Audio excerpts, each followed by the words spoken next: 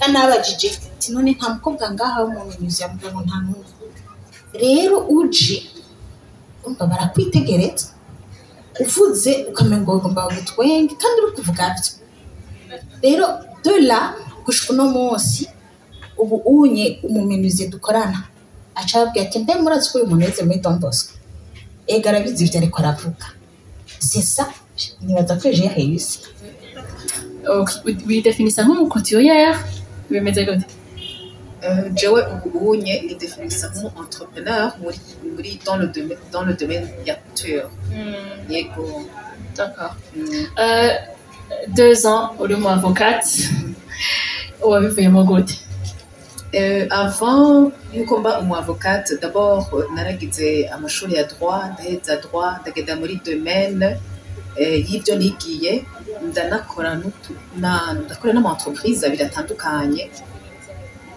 ndakorana n'ama entreprise abiri atandukanye hama mu nyuma ndavuga nti reka nje muri domaine yanje bwite kuja dans un cabinet ndaba avocate ndakorana n'abandi ba avocat pendant 2 ans mais tout ce temps-là nibaza ko umuntu agenda arakura niko nawe nyene yimenya niko yitahura niko yiha umwanya nawe nyene wo kumva icyo ashaka Comme tu sais de tout tourner que ce rêve n'en vient pas de toi. Même si tu ne vois que le contraire, persévérer,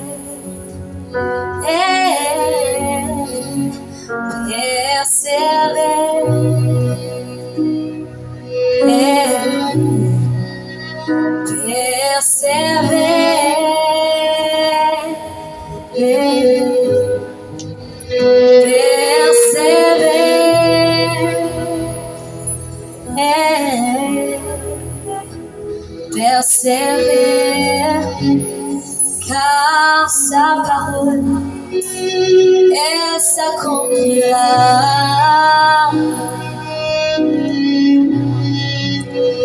Elle s'accomplira.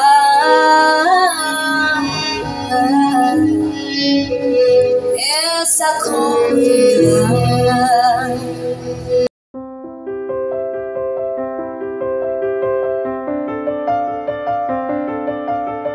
Bonsoir tout le monde. Bonsoir. Ça c'est mieux. Good evening everybody. Good evening. Ni mukanguke ndumurundikazi. Mwiriwe mwese. Mwiriwe. Hamjambo ninyi wote. Jambo sana. Tuzivuga zose. Turabahaye ikaze muri Éclat des Audacieuses. Tubashimira cyane ibirori ni byinshi ce soir. Mugabo mwahisemwo kino kibanza. Kandi mwahisemo neza nakanya keza tugira tumererwe neza dutambe dutarike twigine les audacieuses tubanze twiha amashi twese kuko umwe wese nka muri kino kibanza numu audacieuse oya n'amashi nayo aba audacieuse nyine qui VIP mugabo c'est vrai hein audacieuse qui VIP alors twatanguye ni bande biteze ibintu bimeze neza. Ni bande biteze ce soir vous célébrer une femme audacieuse. Na mienda muri dictionnaire mvuga nti mbega audacieuse ni iki? Mbega bavuze ngo une femme audacieuse c'est quoi? Ce soir nta majambo. Uno munsi turerekana une femme audacieuse ou aribo. Invitation yavuga ngo ce sont des femmes qui se sont mis ensemble ou qui ont envie de faire un plus dans leur vie. Mumpera amashi cyane Madame Ninette Kaze, l'initiatrice Éclat des Audacieuses. Ahaguruke gatoyi n'ukuri agire gutya gusa abaramutse. Amashi menshi kwa Madame Ninette, amashi menshi kwa Madame Kaze. Elle est entrepreneur, elle est couturière. Uramutse abantu gutya barakubona izo fresher oyavuga haguruka nk'umwodacieuse. Amashi menshi kwa Madame Kaneza, elle est entrepreneur, menuisière, décoratrice d'intérieur navyo tuvuga byose aha nza ndahezuma mu busanzwe muravyumva namwe umudasieuse ntabagizwe n'ikintu kimwe amashi menshi kandi kwa madame Francine Nduwayo entrepreneur taxi woman ibintu birakomeye rwose amashi menshi kwa mademoiselle Eden Banga tenda kundi jambo sindenza aho nabava ndavyonona murabizi araza kutugirira byose ngaho. Elles sont là, elles sont prêtes à nous partager ce soir leurs expériences kugira ngo twumve ko mu gihe le 8 mars le mois de mars twama tubona des images z'abamama bibereye mu zindi programme murazibona aba bamama aba ba jeune fille bagiye hamwe baravuga bati non il faut qu'on change l'image du mois de mars au Burundi tubone des échos positifs tubone ama images tubone des témoignages positifs zabiya le mois de mars. Au départ c'est ça intahe nizo twifitiye ibikorwa nivyo dukora turi ngahe kugira ngo tubasabikanirize suko abo ari bo ba audacieuse cyane gusumba abandi ariko nuko bagize bati ibi bintu turiko turakora izi mpano Imana yadushizemwo twozisabikanya ku buryo zinspira abandi. On est là pour servir, on est là pour inspirer, on est là pour célébrer cette femme audacieuse. Mesdames et messieurs, veuillez applaudir. Laissez-vous, il y a une dame qui arrive, une comédienne nationale unique, burundaise, qui a osé. Hey! Comment magie? Oh, merci, merci. Merci pour l'accueil, merci. Ou avez fâché? Sawa. Ndaryohewe cyane no kuba muri kino kibanza gihezagiye. Ega ngaha hari ingoro y'Imana. Kandi natwe bavuze ngo imibiri yacu ni ingoro y'Imana. Urumva ubwo ubu turi mu mpwemu. Ninete namwajire ninete hajya ahantu none tuzokwisanzura. Oya ngo vous êtes libre. Ngo nta bintu we. Ndavuga ivyo bintu birimo fraude. Harimo code. Mama Pasteur. Turemerewe kuvuga byose.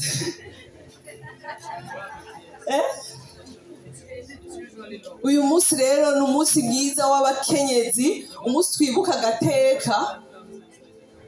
agateka kacu kari karacinyijwe. Muravyumva?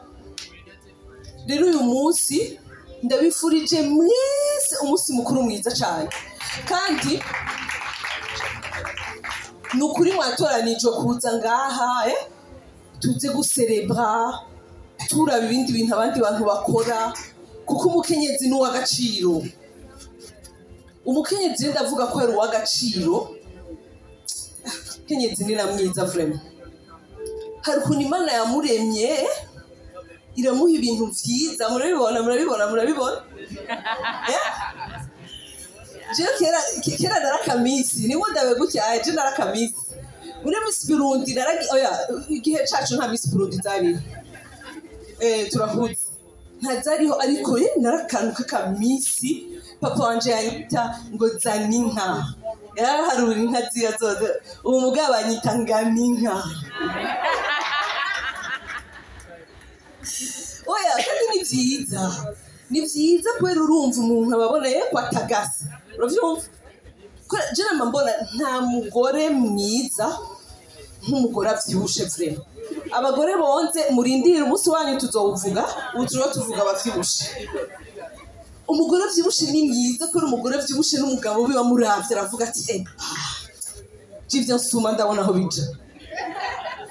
Umugore avyibushe je sinzi ko nubabwira.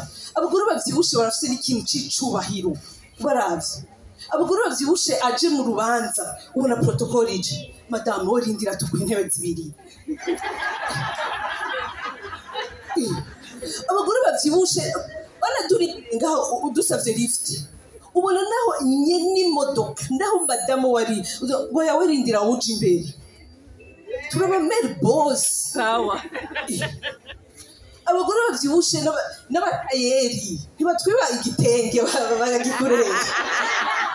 Bashaka kugura kumwe bigikunda. ndashaka kubabwira ukuntu abagore bavyishe turi beza vraiment umuntu yagiye kuzana birya bintu ngo tutibiro ngo tugire ngo ma alimentation saine ngo nituge mayonnaise mbe mayonnaise uyironse woyihusha ubuzima buzimvye gutya ura mayonnaise ngo ndi muri alimentation saine zahe ndayopeka hasura ku bijumba buke ubuzima bwa jari alimentation saine hama ndaje nko mu bibanza nk'ibiye ura secret kubera ahandi duhebera abana aba mama jekera narakunda umwembe kungi ibishishwa mwana ndamukatira hama haje nkiri udushishwa mama ngo ne pourquoi ni j'aime ça imyembe yawe mbicumi na twosangiye nigikunda ucukoresha ubwenge no ubuzima ni grave ubuzima ni grave jewe nkuko babivuze ndi umucomédienne je suis audacieuse je le dis narubahutse applaudis quand même je ngiza gukora ibintu vya comedy nta bintu vyiki nibiki naraje bien ndabanze ndaja kuvyiga kubera navuga nti kirazira kwirasa imbere y'abantu utazi ivyo ugiye kuvuga abantu baravuga uyu munsi ndabwira ngo umukenyezi abakenyezi barafite ibintu mama bavuga ngo abakenyezi ntidushigikiranira hagarika urwo ruririmbo rurashaje nk'indirimbo y'abakongomani ntiruhera indirimbo z'abakongomani ntizihera ubu abarutikazi bamara ko barabivuga ivyo bintu ngo urumva abagore ntidushigikiranira abasha je sinzi ukuntu mumeze yishigikiranya abuna nida tuzaho gushigikira utishigikira ni ukwishigikira uravyumva kubera twese dufite ibintu ukuntu dutandukanye icyo Imana yadushizemo kandi icyo Imana yagushizemo ni umuremyi wawe nawe wo kukidekuvura uyu munsi nje nkavuga ko ndi umukomedienne wo urampaririza nkande urambwira ngo blague zanje ntizitwenza none ingonane nawe uvuge no je ndishigikira uravyumva ni ukwishigikira abantu bagutesheje umutwe utore uwusubize koko n'uwiwawe abantu uravyumva abantu bagukuyemo umutima usubize mu nda umuntu aguciye intege ugufukamye hamusenga Imana irakuvyura hama bagukuyemo iyo kotsa yige brochette no abantu baragutera ibibazo babwire ko ufise inyishu denye amahara abamama baje kundaba nkukuwe hari abamama baje buzuye ngaha baca bavuga ke mugore ibona umusatsi barajyana inzara barasubira ngo twe twaje gahagura twijyanira inzara ndabwira basheri mwaje ngaha vous avez payé l'argent kugira mujyane inzara muzona tabura nanje ndiko ndinjiza kuko urumva ari ibintu bidatahuritse muravyumva gute wowe uja kujyana inzara umuntu ariko arinjiza ubujelo w'Imars mba ndiko ndinjiza nawe uri kura dépense iki wanje caraciyemwe Imana yaranciriye inzira monami hagarika kunjaluza haba nawe ukreye ibyawe sivyo sasa ndiko ngira comedy cyane ndiko ndigisha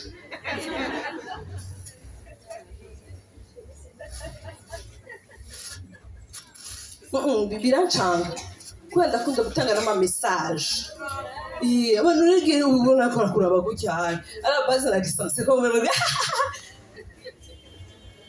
oui nukuri naryohewe cyane ni nete yarampamagaye ndavuga nti ndaryohewe cyane kubona unteye iteka ubwa mbere nari ngo umpamagaye ngo muri vya bindi vya talk show bijyanye ndabikaniye mugabe bizoshika sidiko ndarondera kujayo mugabe bizoshika tu Imana turi kumwe sivyo umukenyezi n'umwizigirwa nikiremesha mu muryango umukenyezi n'umwizigirwa nikiremesha mu muryango nabizi dufashanye nikiremesha mu muryango baramubwiye ko nazabizose narashigendi yoba mikara bereka nturekere cyo bizose n'izindi y'abamikara bamutazira amaboko igihumbi kuko nabonye ibikorwa akora umukenyezi w'umwizigirwa n'ikiremesha mu muryango. Merci beaucoup. Aha, biraryoshe. Iyo yari avangu aragaruka uwo mukenyezi yubahutse.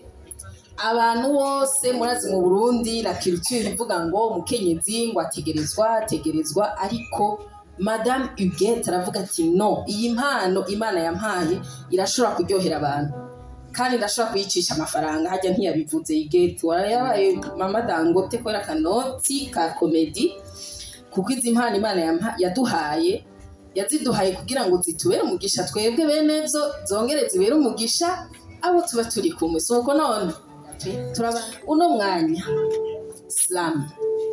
Mbega slam ni iki? Nababwiye, on ne dit pas, on ne démontre, on démontre. Slam. Ndahamagaye Madame Ninette.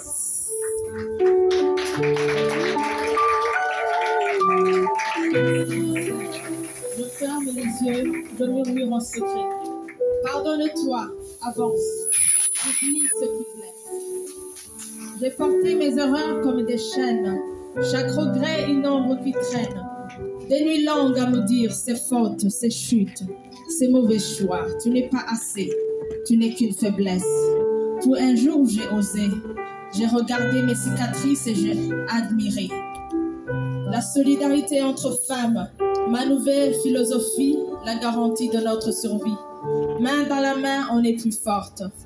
Entre femmes, si on décidait de corriger sans briser, parler sans blesser, c'est tout un art parce que les mots, ça marque, ça grave, ça peut être un baume ou une épave. T'as vu? On reprend souvent de haut, on pointe du doigt, on lâche des mots. On pointe du doigt, tu fais mal, tu sais pas, c'est faux, mais si au lieu de frapper, on tendait la peau, dire, regarde, essaie comme ça, plutôt que t'as tort, t'écoutes pas, un souffle, une main, un guide, une clé, pas pour écraser, juste pour aider. La solidarité entre femmes, ma nouvelle philosophie, la garantie de notre survie, main dans la main, on est plus forte. Entre femmes, et si on se disait, si tu tombes, je tends la main. Pas pour te porter, juste pour faire le chemin, on avance ensemble lentement. Parce qu'on est grande quand on s'élève, mais encore plus quand on enlève le poids du sac de l'autre. Quand on dit je suis là, tu es des nôtres. Pas question de te laisser derrière, pas question de fermer la porte. On est des épaules, des piliers, des voix. Si tu oublies ta force, je te rappelle que je suis là. La solidarité entre femmes, ma nouvelle philosophie, la garantie de notre survie. Main dans la main, on est plus forte. C'est pas au sommet pendant que tout galère. C'est nous qui montons, c'est nous la lumière. Un regard, un mot, un simple, je crois en toi. Et soudain le poing devient plus léger sur les épaules. Alors on se pousse, on se porte, on s'appuie, on se donne l'élan, on écrit l'histoire. Solidaires comme des flammes dans la nuit, on s'élève ensemble. On brille, on louit. Nos cœurs battent en rythme comme une armée. Et la peur, je tiens son destin. Seul tu vas chanceler, tu cherches ta voix. Tes idées s'éparpillent, ton écho se noie. Mais quand ta voix rejoint la mienne, nos forces se mêlent, nos âmes s'enchaînent. Regarde nos mains, elles bâtissent et nos cœurs battent. Quand l'un faiblit, l'autre soutient. Quand l'un hésite, l'autre retient. La solidarité entre femmes, ma nouvelle philosophie, la garantie de notre survie. Main dans la main, on est plus forte.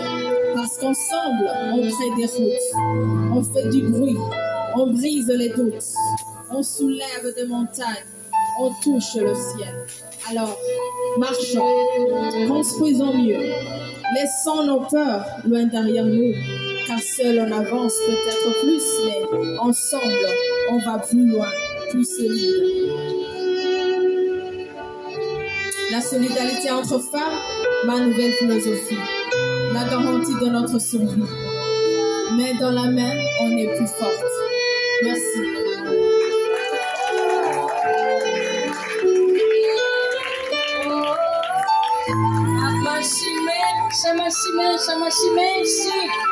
Maninette, la slameuse, la solidarité est plus forte. Waouh, quel texte, mon Dieu. Méga ma talent. On enchaîne avec Gloria. On enchaîne avec Gloria qui va nous présenter son témoignage.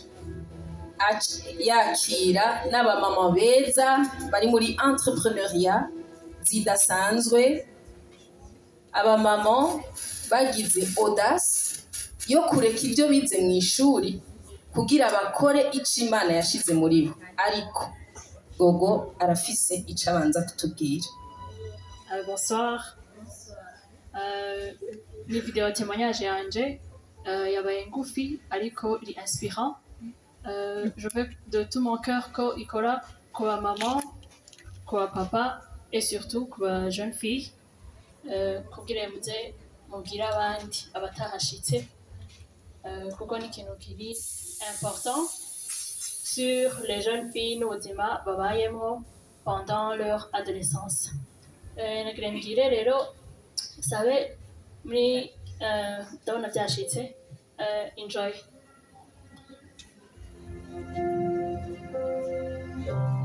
En attendant yuko mu bundi bw'ibyuma bitungana hari ubuzima ubamo utaritora ukiri umukobwa ugifite enthusiasme nyinshi ariko utaramenya ingene uyishera, utaramenya model yo kuraba. Biraba byiza uronse umuntu akuze akorienta abona yuko ufise passion muri wewe ariko kandi ukwiye kuyitumbereza neza kugira uzoyishikane nk'uko Imana yabiteguye. Ndashaka by'ukuri témoignage y'iwanje ntibe témoignage yo gusigara ngaha ariko ibe témoignage yo gutuma wakompanya une fille wasize muhira, une amie que tu connais, umuntu wifuza kubona yagize réussite en tant qu'une fille.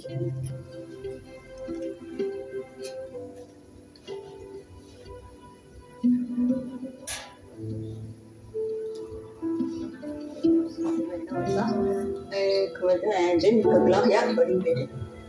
Nigeze gusiga intahe ingene nahoze ndi garçon manqué, abakobwa basa n'abahungu. Mon histoire débute à 13 ans. J'ai adolescente iwanje nayikoze nkunda cyane gukina basket. Nakina cyane basket nkayikunda nkayikina neza.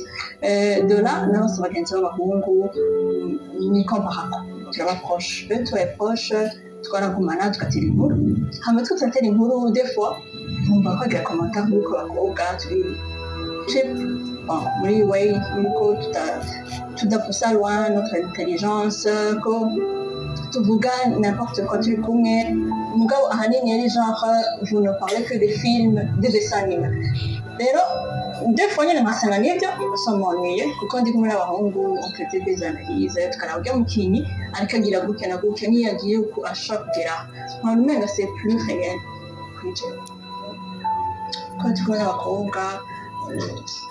Hari igihe twafata amaporogaramu uzoze tuje ngaha anye hari umuntu yatwemereye ibintu bizaba bitesa nkaca nsanga finally uwo muntu yabemereye inkoko tukarya inkoko tugataha.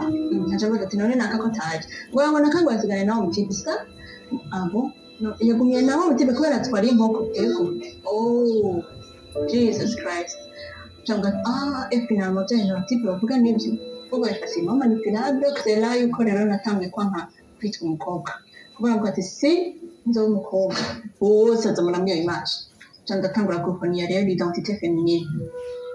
Mama yagaragaza quand même qu'on accompagna quand il a shopping y'impuzu z'abahungu selon ko yibaza kanzani amashati manini nkaraba ishati nkayambara nkabona ni sawa ngeze ngaha bati mama oya sentiment nk'iy'abakobwa iraturuna gute je nshaka mwe tudwanye imwe atipe 100% tene n'ubona icyo burugura mon frère izo arizo shaka ndanya rero uko nyene hamba rero aragera rero akwe nka 5 conscience yakaruka ini nakura bizogenda gute nzomama gute none bizogenda gute mbe kwanza nagira mariage uyu mugabo azonyemera nambere ishati nkiyo ni waheye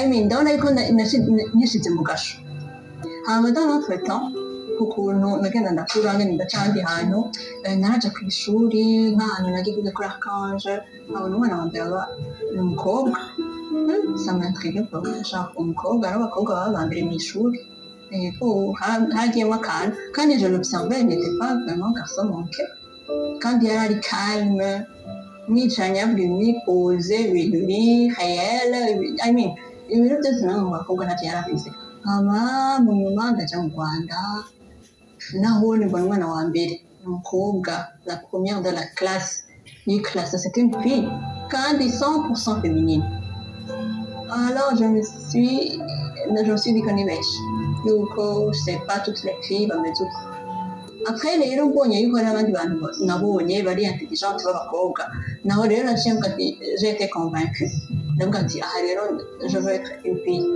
je vais m'accepter être une fille kandi dans notre temps navuga ati none iyi reke tuko dakora nsa n'umuhungu ntibazo kwiga nari mu bayatribuye umukobwa kuko nzoba nsa n'abantu ba perfectiona ariko aca bataxa ko sa umuntu y'abahungu du coup navuga ati il faut que je sois taxée comme une fille non réussite yanje yose abe umukobwa et là rero ncande numéro accepter être une fille pour dire que si ubona dans ton entourage umukobwa cyangwa umwana w'umukobwa atanga kwidegeza biba byiza umwegereye hama hariho impamvu kandi iyo mpamvu birashoboka ko umuntu amufasha kwikemura je suis une fille et je suis fière je suis fière na ma réussite singira en tant que fille kuko nabonye yuko c'est un choix de choisir kuba une fille une meilleure version de toi-même ukanga les mauvais caractères les mauvais mythes zizwi ku bakobwa ukazirengera ukaba the best version of yourself.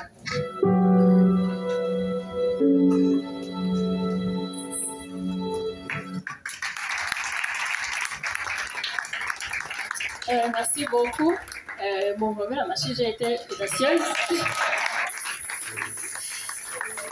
Si on peut dire ça, je suis une fille, je suis une fille. Quand on les autres entrepreneurs audacieuses, de Coran et panel, va te inspirer. Karibu Chane.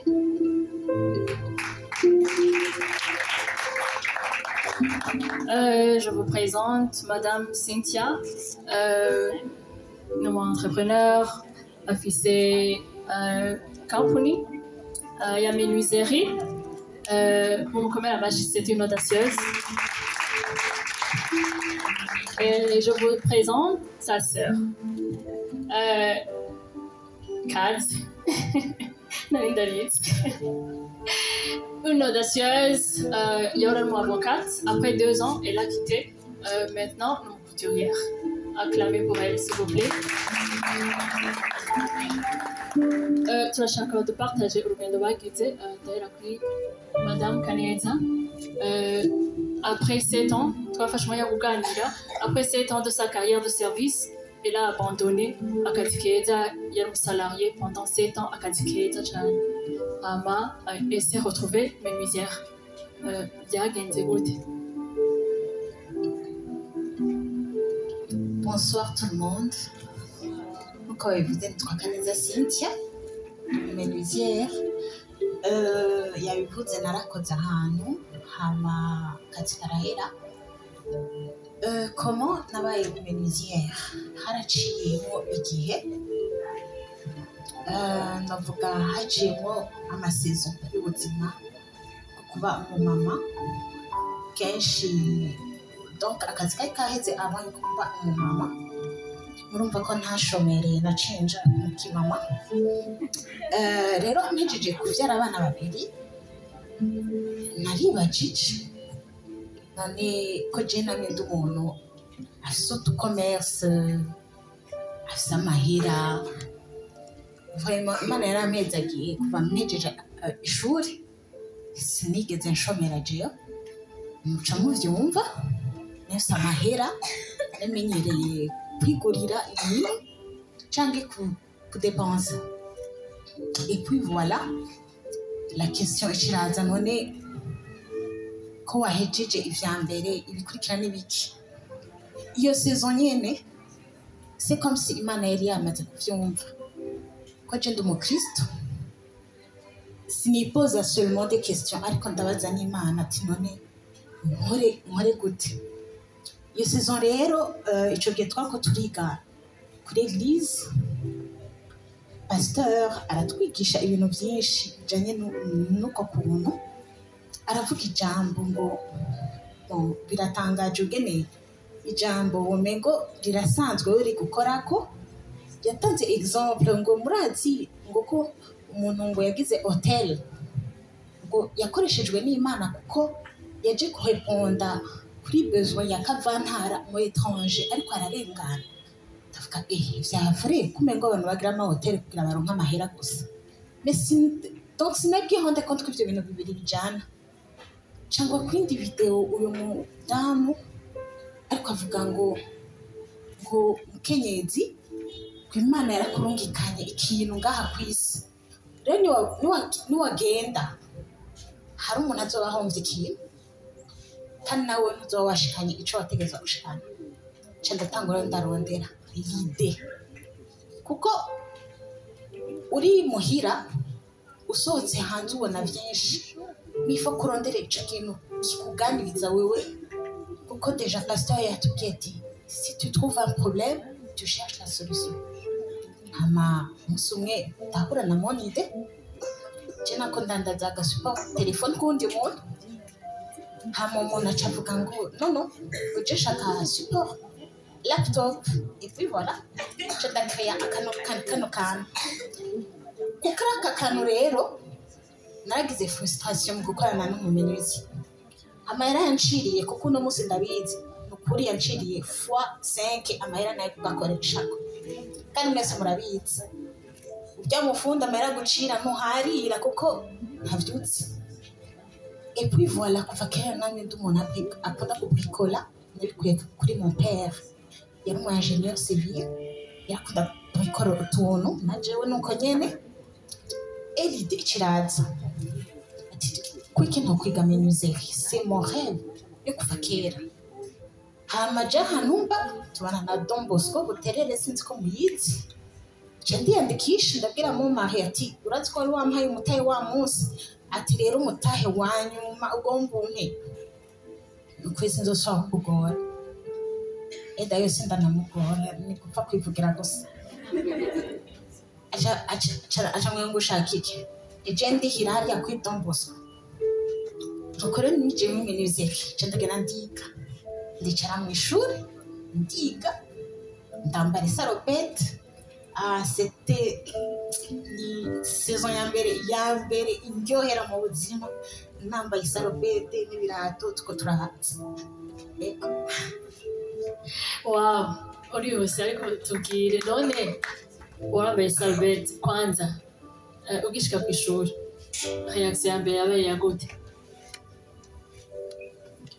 Ngishika ku ishuri moi-même sinarinzi kugene bava bigenda mugabo le directeur yanyakiriye yararyohewe yaramenyereye abagabo baza kwiga plomberie mécanique abana apana abanyeshuri gusa abandi bantu baba particulier hacaza une femme à chaque menuiserie. Rero ce temps là nta promotion ya menuiserie yari hari kandi malheureusement nibaza ko n'ubu bataraswa kuronka indi promotion ya menuiserie kubera muri le monde des menuisiers c'est informel n'abantu bagenda batangura kubaza atavyiga. Hama rero umuprofesseur yanyigishije umuntu yavyigishije ngira iri afite nka experience ya 30 ans muri byo yararyohewe urumva yari passion yabibwira tout le monde. Rero ndo professeur bambona kuko nagenda nambaye nk'umumama ikanzu bisanzwe ya salopette nayishize mu gasakoshi baraza kuturunguruka bakaturaba ivyo bintu ndiko ndagira bikananumuhenza des fois muga c'était une fierté rero usanga n'umupassionné kundusha et il m'a communiqué toute sa passion aranyeka ses créations noneho muravyumva twari deux passionnés turyohewe cyane muri ico kibanza amasaha yariruka sinashaka gutaha ca bibaza rero umunsi nafata ku mashini bwa mbere urumva nibaza ko monsieur mon mari ari we yobivuga naraye ntasinzire ndiko ndamubwira ubwene nakasi ibintu ubwene ndi umufundi nozo se kumnyita ukundi ndi umufundi we no munsi ya c'était vraiment génial. Biraryoshe kumva umuntu akora ikintu kubera passion bien que haba izindi facteur none uri umukenyezi muri menuiserie nihe komba ugwana buri munsi nihe réussite ugira buri munsi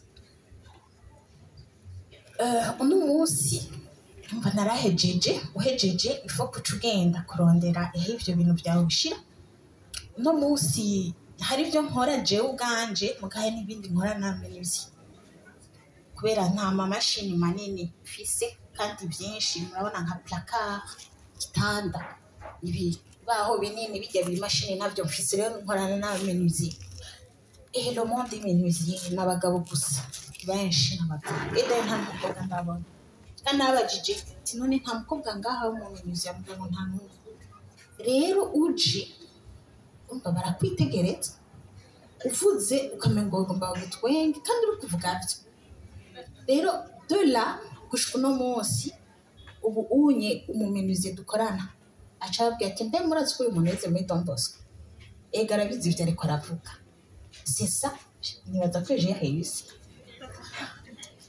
none de ta part uyimpoza gute ego il est vrai harimo nakuvugira none de ta part uyimpoza gute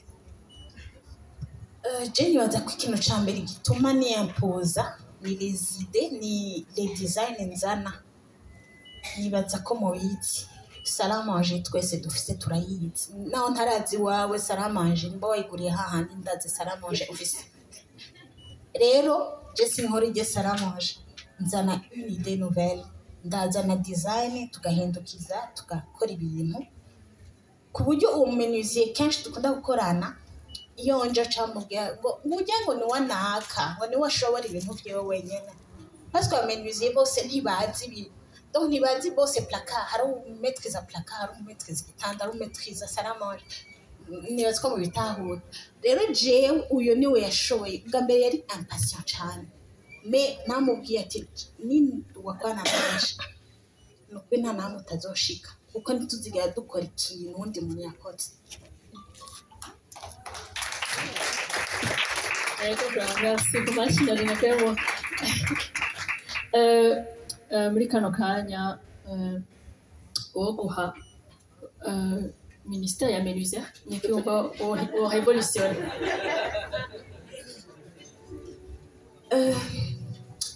ni byinshi mugabo reka mvuge ikintu kimwe kinkora ko kurusha ibindi nico nyene nayimbutse irya salamanje irangeza ahantu twese ntidusa ntidukunda ibintu bimwe sinzi igituma rero dutegerezwa kugira amasaro n'amasalamanje asa rero la technique hariya irahari barabizi vraiment mais nta ba créateur nta ba designer nta bantu bagira ibisazi bahari rero naho n'uwo musozi nkeneye gufata nkeneye tugire ibisazi tugire twubake icenge dukora amameuble ari atasa n'ayabandi na cane cane asa na wewe ca kintu ukunda ca kintu wabonye kuri Pinterest ca kintu ndabizi ko mwese mufise ifoto nyene nico ushaka gukorera eko nibaza ko ari byo.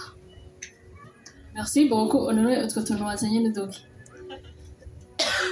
utu tuntu akanaga support laptop kitwa Murisho entreprise yanje yitwa Murisho company utu rero naho nyene ide yavukiye nico gituma ndayikunda produit cyane Murisho pourquoi parce que ni tubiri cumengo ni mirisho y'ingoma ugaje navuze ni Murisho kuko ni père ijana no mushokura kamwe rero karafasha umuntu abantu bakora ku ma laptop kwicara neza confort ntimugume munamye kugira bya bibazo byo mu mugongo bihabe biza akanako n'agasupport telefone nk'uko mubibona uriko urakora cyangwa abana ndakutiza amatelefone baca munamika imitwe uramushiramo ukacunga ntusuye gukora aha niho natanguriye n'ibindi bice biraza Félicite.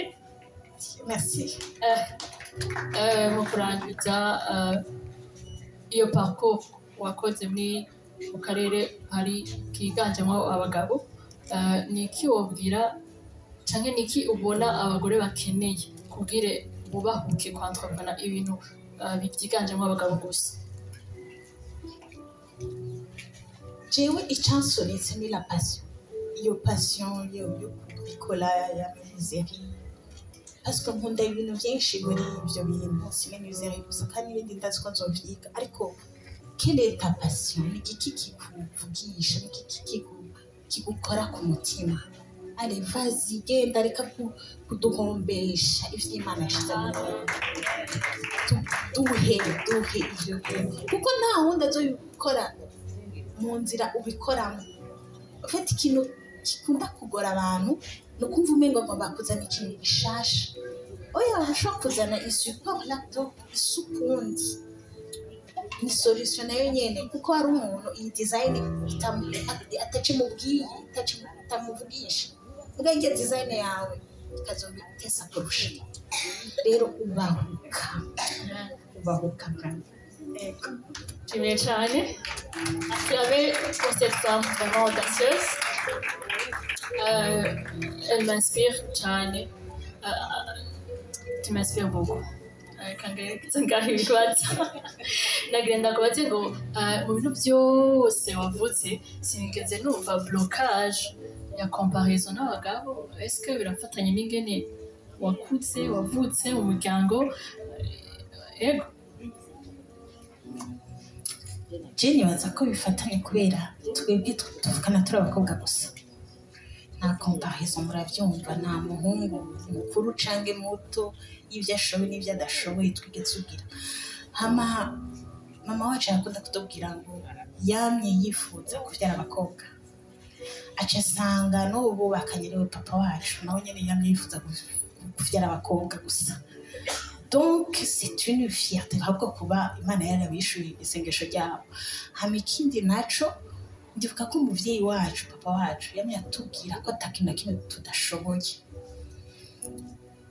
yaratubwiye ko tuzoba abasoda yaratubwiye ko tuzoba abaganga urumva ikintu cyose tuhashitse ashatubwira nk'ubu je ndibuka ko mfise 8 ans yanyigishije imodoka ntabona imbere mugana atezwa kuyatsa kwimushoferi acambwira ngo ninakura gato azoca nyigisha ukene tugenda rero donc nta comparaison n'imwe nigeze ngirirwa nibaza ko nta na hamwe dayiro no mu mashuri no mu nkuko yabivuze umwana wa mbere yari umukobwa mu ishuri wacu we yaba uwa mbere n'ahandi ndibaza ariko merci beaucoup abavyeyi bari ngaha bumvise nta comparaison nta comparaison mu muryango yacu ndakiriye madame la couturière hano bonsoir cyane kaze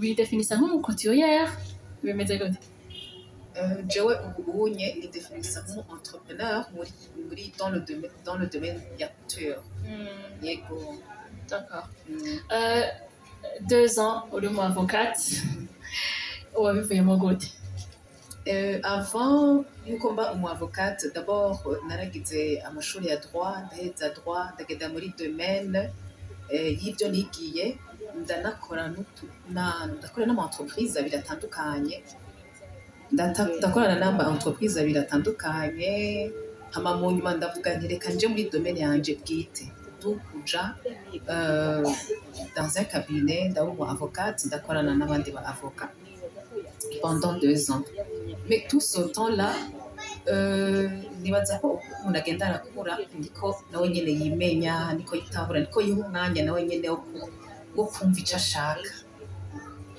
muri iyo myaka rero ibiri yego narakora ariko narumva ko hari ikintu sindiko ndiyakomplisa ndiko ndakora kugira ndonke amahera nshobore kwibeshaho mbesheho n'umuryango wanje mfashe n'utwubakanye mais la question naciye ntangura kwipoza muri periode ni none ubuzima ni kubaho kugira ujye urondera amahera hama ujye hama ukora ivyo ukora hama umunsi umwe uzopfe hama none accomplissement ni iki ico Imana yaturemeye kuko nk'umukristo nanje nari nzi ko yasuye pourquoi Dieu nous a créé twese mission twese ikintu babikora dusubiriramwo abakozi b'Imana rero niho rero nafata umwanya bwo kwibaza ati none wewe mission yawe kuri ino si wowe ikintu kigupasione ikintu kigufeza brûler ni giki ese wo kubahuka ugafata niyo mwanya ukicara ukiyumvira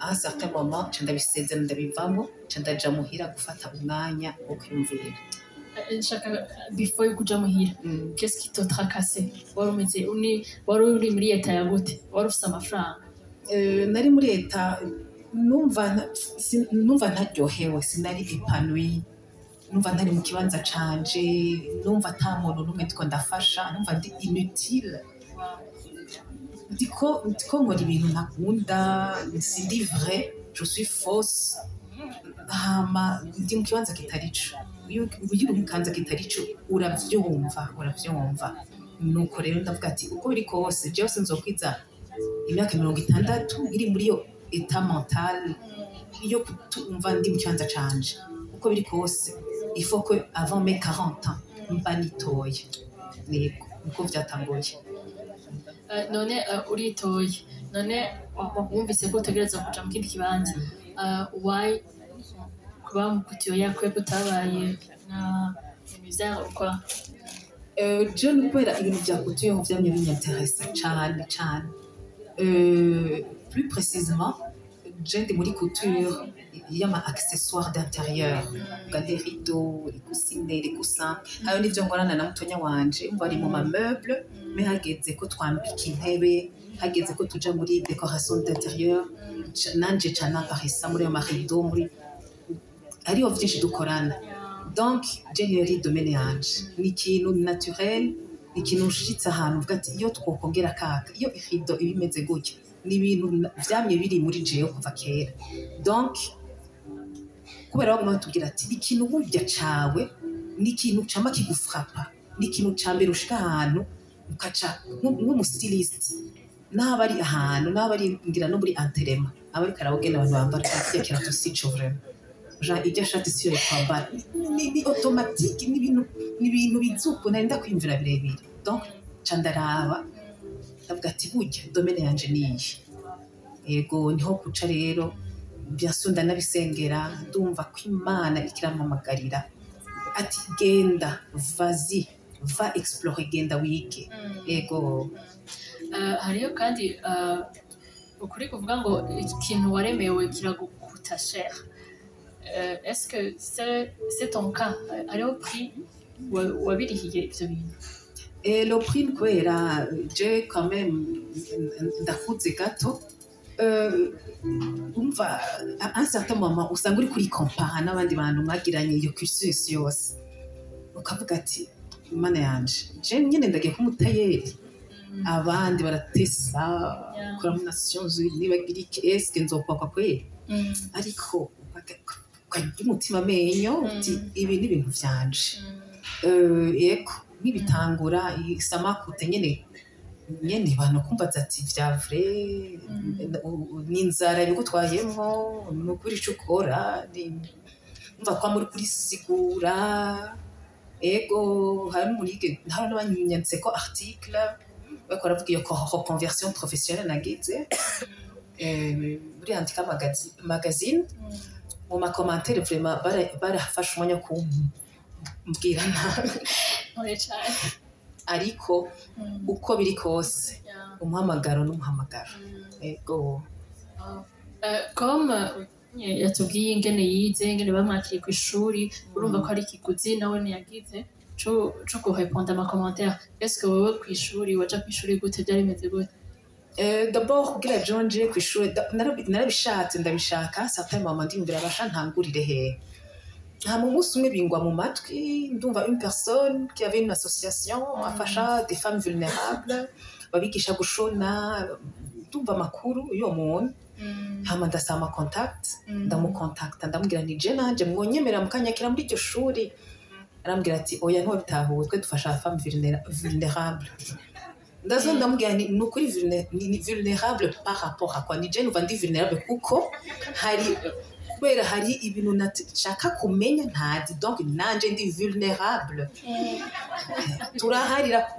kuri définition ya vulnérabilité ndasura ndansista ndetse umunsi umwe aravuga ati urazi rero wewe nawe nakwemera ntavyo uzoshobora ni kubera iki kuko ngo abantu mwigana n'abantu bato muvangira yabagihaga wewe umwana wo muri town ahantu twigira abantu muzo kwigana genre tu vas pas être à l'aise namubwira ati je nyemerera gusa donc acaranyemerera washaka hari ahantu kure y'ahomba n'ahantu nateze kugana n'amaguru nka traversa uruzi nuko ni byoroshe kakarimo kavuga ngo njabuka inzuzi ngo nduga imisozi nje nibatwara isho byashikiye ariko hari igihe byashika nkumva vraiment biko biranduhisha washaka ndanashika aho hantu ndahura nabo bakenyezi je vraiment nimba ari abantu rero bampaye ingoga bampaye ingufu abo bakenyezi vraiment abo bakenyezi barankoze ku mutima nimba ari abantu banyakurajije nimba ari abantu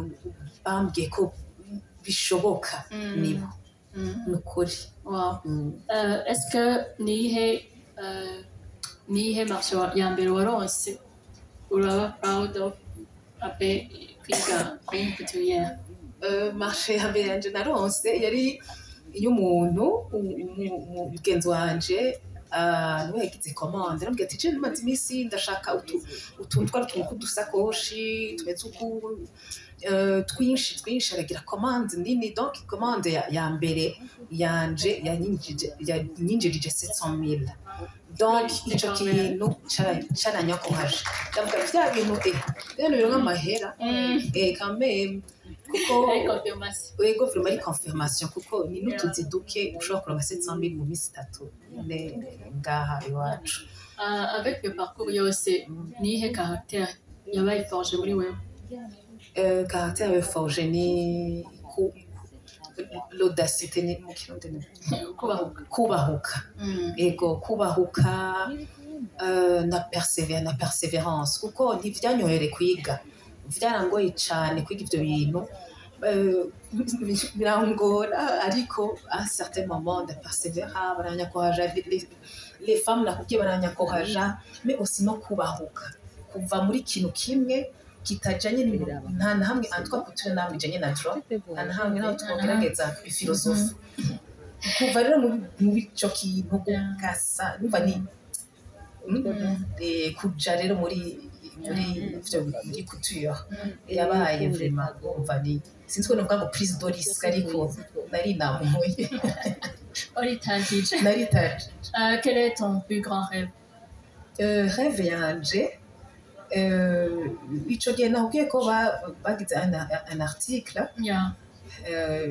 ico gihe bagira un article umuntu yagize article yacesha ko nimero de telefone yanje kuvuga ngo kuva ico gihe abantu baranyandikiye benshi kugira turashaka kuja muri iyo domaine yawe kuko ndi beaucoup plus couture artistique ati turashaka tuze utwigishe abadamu bo tawe batamnere abagabo aba jeune et garçons et filles benshi baranyandikiye nanje niho ngitangura urumva bica birave muri jewe kugira rêve kugira une école aho umuntu wese avyifuza ari passion yiwe ashobora kuza akipamisiramo akiga akanakreya un univers où on crée où tushona où tukambelisa le monde rêve audacieuse kandi ndifuza ko abarundikazi benshi bamiruka twogera kure none mu kurangiza twavuze rêve yawe est-ce que hari ama opportunité umaze kuronka yandi au-delà y'ibi au-delà la couture au-delà ego nwanze kuronka ama opportunité mais opportunité ya mbere yanryoheye ni ukuba invité dans une conférence mperuka Johannesburg muri janvier batumye en tant qu'entrepreneur ou artiste kuva muri couture. Donc il y avait une conférence où participaient les femmes des 57 pays d'Afrique. Donc toutes les femmes étaient représentées au pays yose. Naje narimo. Une conférence kinini. Ego. Ndabafélicite mwese ko muri babiri. Vous êtes vraiment audacieuse. Kandi je de ma part muranyakoraja m'inspirer. En tout cas mu Burundi tufise abantu nk'aba igihumbi. Nzi ko turashaka tuba nka Nigeria fois 4. Donc rero je vous encourage. Kandi turarangije panel yacu. Abakeneye muze kubegera murabona utuntu twise sinzi ko kuri he nutanya bishize ko vyerekeye couture. Ariko namwe bazobarondera. Merci beaucoup. Comme tu sais de tout tourner, que ce rêve n'en vient pas de toi. Même si tu ne vois que le contraire, persévérer.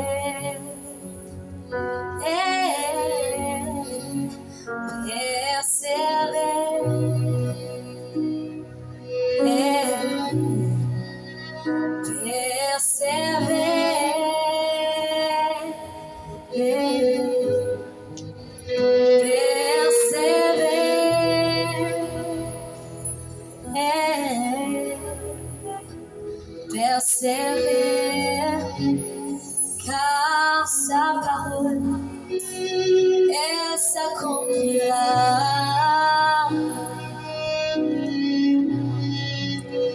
Elle s'accomplira.